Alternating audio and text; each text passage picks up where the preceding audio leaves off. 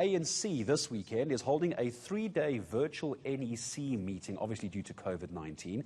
Among other issues included are COVID-19 and how they're going to handle that, and also how they're going to manage next year's local elections as the ANC.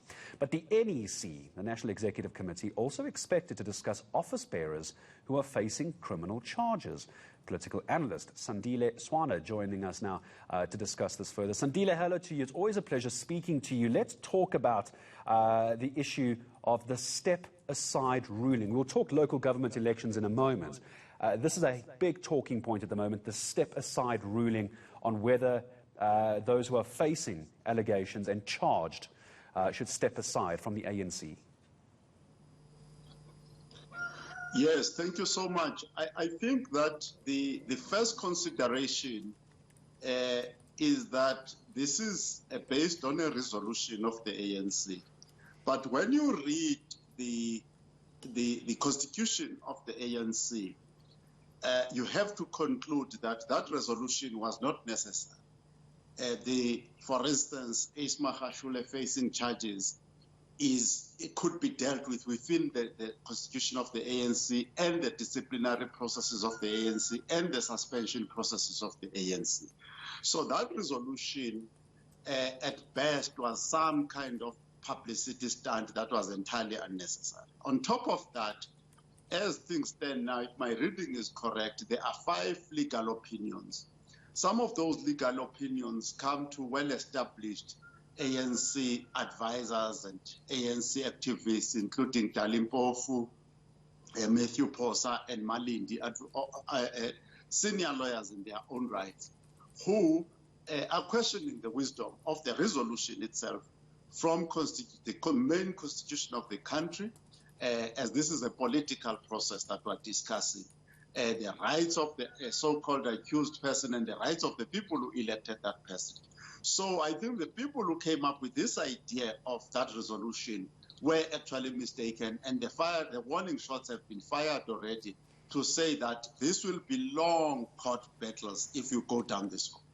Because it's going to become an issue for the ANC, brand ANC, won't it, Sandile? If you look at how they're handling this at the moment, you've got the president of the country, the president of the ANC, Cyril Ramaphosa, calling for zero corruption and full and open transparency. And now the impression is that unless those who are facing these charges are proven to be guilty in a court of law, they can still hold their positions within the ANC. It's going to be a breakdown of trust between the ANC and its supporters ahead of next year's local government elections. How does the ANC brand handle this? Forget the legal side. There is a political game that they need to be on top of here.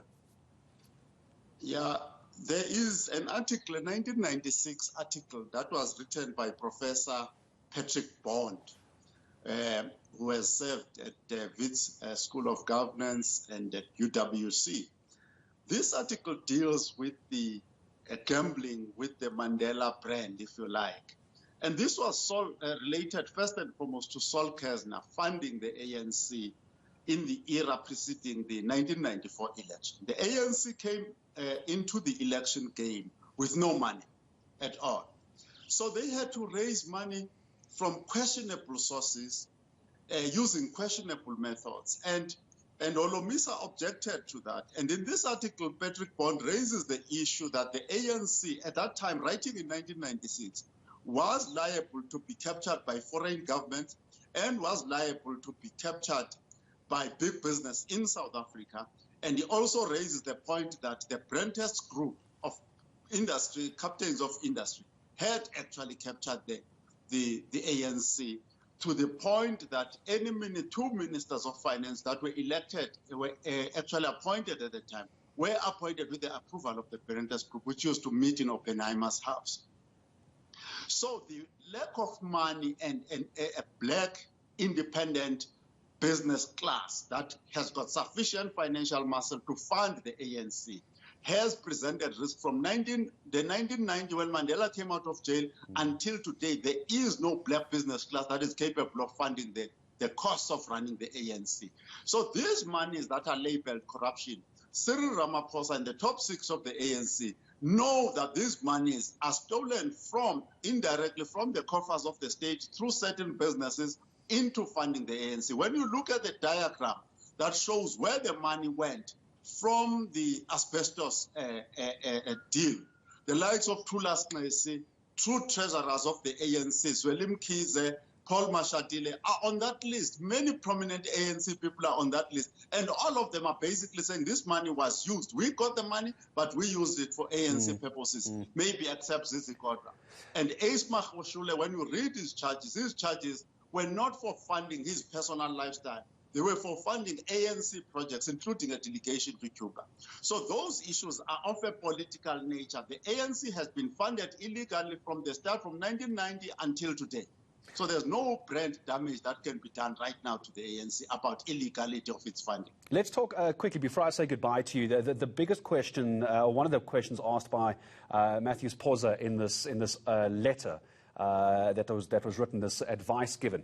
Poza, and I want to quote Sandile, saying the question is whether a party member must step down from his position voluntarily or in the alternative can be forced to step down. This now becomes a moral question for the individual involved and for the party, whether to ask them to leave or whether that individual should leave voluntarily. How do you think the NEC is going to handle that question put to them by Poza? The question that is raised by Poza is valid in certain cases because there are two types of corruption in the ANC. There is the Zuma type of corruption where transactions show clearly that he was stealing money or asking for bribes to support his lifestyle. In the case of Magashule took those monies and funded ANC programs. That's what I see from the record that has been presented. There is no one of those transactions that are listed there that was funding his personal lifestyle. So if members, senior members, including the two treasurers of the ANC, have been taking money from government projects and funding the ANC and funding ANC programs rather than their personal lifestyle, that cannot, in the language and psyche of the ANC, be corruption. But those who are funding their lifestyles through these stolen monies are indeed corrupt and can voluntarily step aside because indeed they are deviating from revolutionary morality. I appreciate your time as always speaking to us. Political analyst Sandile Swana speaking to us about the ANC NEC virtual meeting this weekend.